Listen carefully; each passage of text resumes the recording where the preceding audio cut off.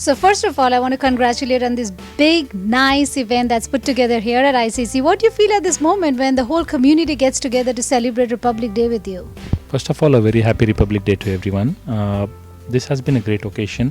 Since the last 3 years, the consulate has decided to celebrate the Republic Day with the community. And what better place than the Bay Area, and what better place than the India Community Center, because it's a symbol of the united feelings of all the NRIs and the Indian origin Americans here.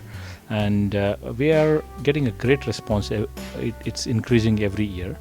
And this shows the commitment and the feelings of the Indian origin Americans and the NRIs towards India, not only as their mother country, but at the same time they see it as a place of inspiration, both for culture at the same time as for the traditions. But now at this juncture we see that there is tremendous interest in the economy, investment perspective, at the same time on a technology perspective.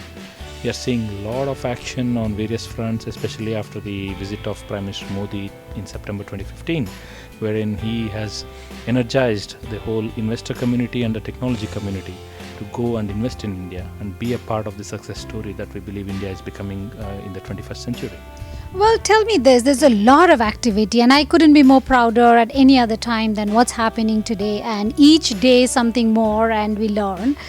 Tell me, how can the community get access to all these activities that are happening? I mean, we keep getting YouTubes and hear it on social media, but what is the access source and how somebody can become a part of this movement? Part of the movement in India. The whole part of this relationship. Okay. As you are aware, there are various channels through which this relationship is blossoming, and India and US, both in the political front, it's a separate channel that's existing. The great bonhomie between the President of the United States and the Prime Minister of India is there to be seen. At the same time, the people-to-people contact is achieving its own success, I must say, because as we saw during the visit of the Prime Minister, the galvanizing of the support for the Prime Minister's visit was done by the community themselves. And this was done with the help of the social media, with the help of the community channels. And the consulate has always taken interest in linking up communities.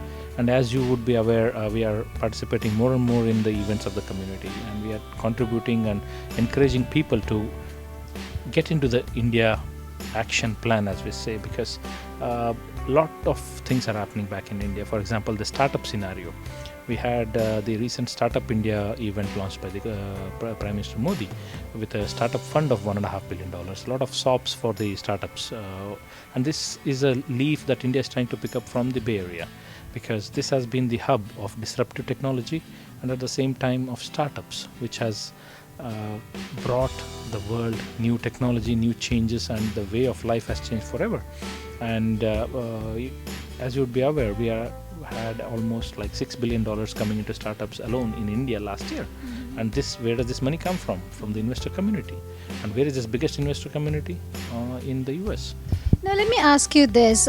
You have ignited a lot of patriotism in a lot of Indians in the Bay Area, and I can see that, the movement of people going from here to India.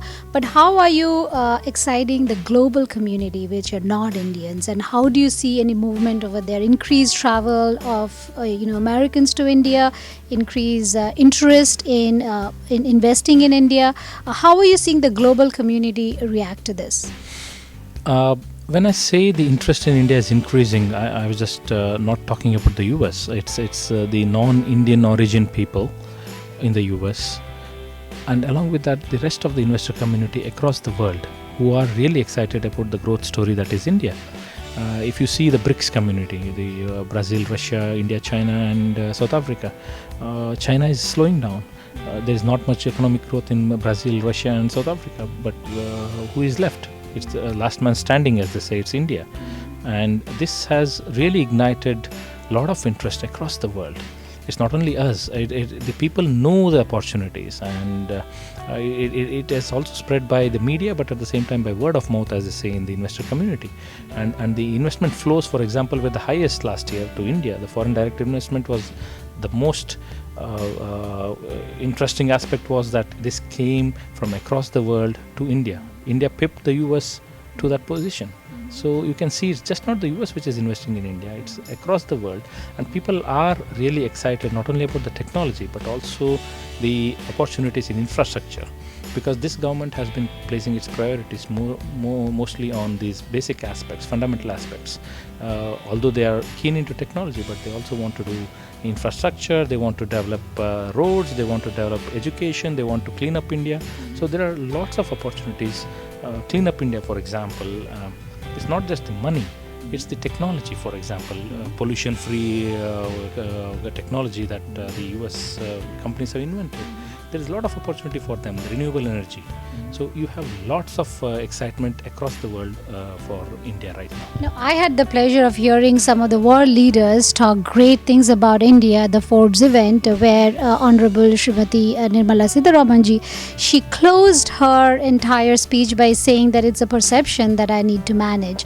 How are you helping build that perception? The government of India has been very active in promoting its campaigns like Digital India, Make in India, or even Clean India. The perception of these campaigns has really reached the people it really needs to reach. And you can see the results in, for example, in Digital India. The perception among the US companies like Google, Microsoft, Amazon, everybody wants to be in India right now. Google has started the project of starting about 100 Wi-Fi stations, railway stations in India. Amazon wants to take its servers to India. So you can see the tremendous interest, and this is all because of the sustained campaign by the Indian government. For example, the Make in India campaign is well known. The Indian Make in India lion has been roaring in Davos recently. It has roared in the Global Economic Forum in San Francisco. So the perception is there. What now needs to be done is get these investors there and start implementing. And we feel that now it's the right time to start implementing when globally economies are not achieving much. So India is the only bright spot in the whole world arena. Well, I feel I'm at the right time, right place, because I can add my drop to bridging this, and I couldn't be more proud of the consulate and of India at this moment. And thank you very much for taking time out for us. And leave us with one comment, or what do you think is the strongest point of India today? The strongest point of India today is its people, its human resource, and the way they see India, their perception of India, because they feel proud about India. And especially the Indian origin Americans or the NRIs abroad, they feel that this is the time that India will now grow to be an achiever in the 21st century. Thank you so much. Thank you so much.